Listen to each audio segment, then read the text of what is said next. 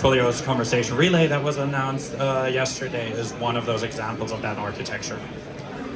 And that has a lot of benefits. One, it's really easy to get started with this because if you're already having a text-based agent, just wrapping that into a pipeline makes it immediately something that you can try, use, and actually reuse the things that might already be working for you.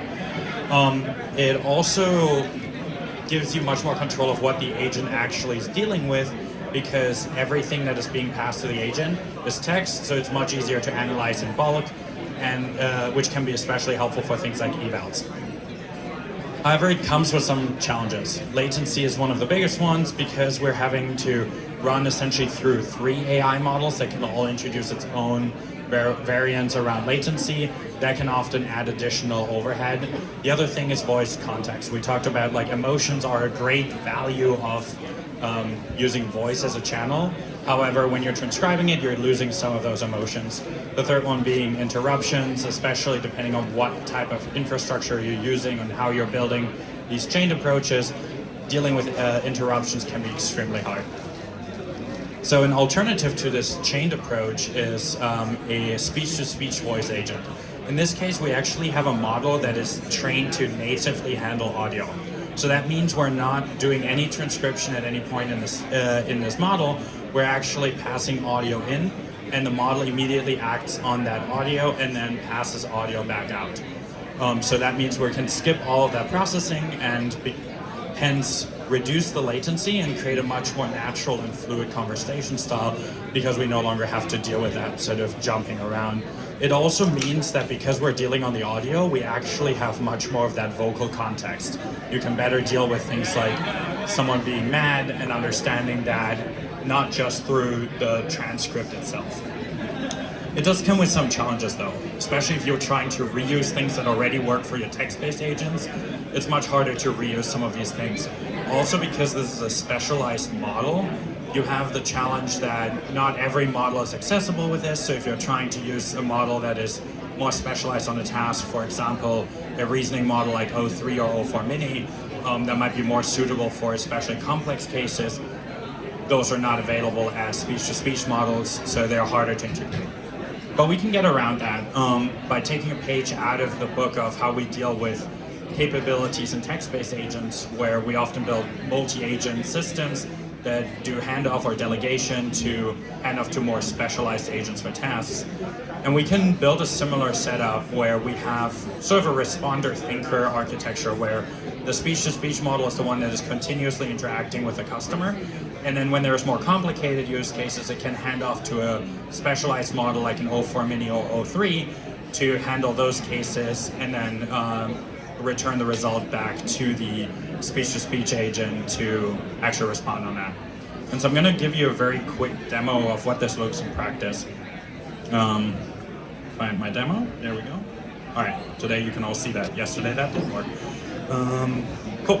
So hello, this is Snowy Peak Boards. I have a customer service agent here. How can I help you today? And so I'm going to do the thing that we all wish we could do. I'm going to jump Hello straight again. to the agent I want to talk to. How can I assist you and today? this is a returns agent that, among other things, has that responder thinker architecture. So I can start talking to it. Hey, I bought a snowboard recently from you, and I'm trying to return that. I see. You'd like to return a snowboard you purchased. Let's get started on that. Could you please provide the phone number? Yeah, it's 415-123-4444. Great. I'm going to look up your order details now. And you can see here actually, as I'm talking, the model starts responding before the transcription is done because the transcription is running in parallel. The model is really acting on that raw audio. 2024. Could you? Yeah, so I'm trying to return that Snowboard X. I tried to use it and it's just, I think, a bit too advanced for me. I didn't vibe with it. Thanks for letting me know. Let's see what we can do. I'll so you can see it's pulling the policy up just to know what's possible. To ensure we're all set. And I'm just going to turn off the audio so you can all hear me, but it's going to continue to talk, right? We can see here it pulled up the audio. It's currently reading out that, but in parallel it's calling this check eligibility for initial return. And I'm going to turn the audio briefly. Return window. However, Let's check the eligibility with our So you can see we already have the answer while the model is still possible talking. options. That's one of the benefits of like Right being on able it. to deal with this. But what happened here is that we called this check eligibility, where essentially the speech-to-speech agent back channeled to a more capable model and was like, hey, I'm trying to get some advice here on what's happening.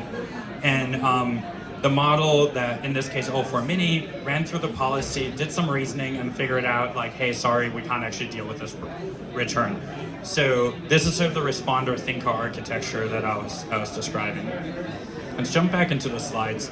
And for the next 2.5 minutes that I still have left here, let's talk about a couple of best practices now that we talked about architectures. The first one is when you're building a voice agent, more important than even with text agents is to start small. Start with a very specific task that you know is valuable for your business, but also something that you can scope to for the agent to easily understand that that's what you want the agent to handle, and everything else should be handed off to either an IVR or a human agent through function calls. Also limit the amount of functions that are available to the agent so that the agent is not confused. If you haven't built anything yet and you don't want to put like code down first, the real-time playground in our OpenAI console is a great way to get started. It allows you to fully even mock out function calls so that you can really build something that you feel confident with before you're beginning to have engineers build it. And then once you started rolling it out to a couple of people, that's when you should consider adding more function calls, more capabilities, or generally adding more agents. But when do you know when that is actually the case? And that's the second tip that I have for you. Build evals and any kind of measuring from day one. It's super important for you to know how is your agent performing, how are people liking it, how are they acting on it.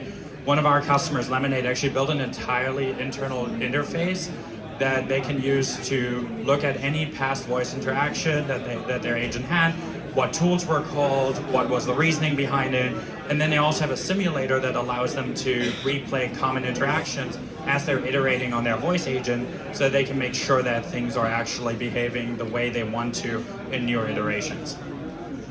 The other aspect that is really interesting about both the speech-to-speech model but also our text-to-speech models is both of those models at OpenAI are generative, meaning we can actually prompt those models on not just what things to say, but we can actually give them instructions about the voice, the tone, how fast you want them to speak.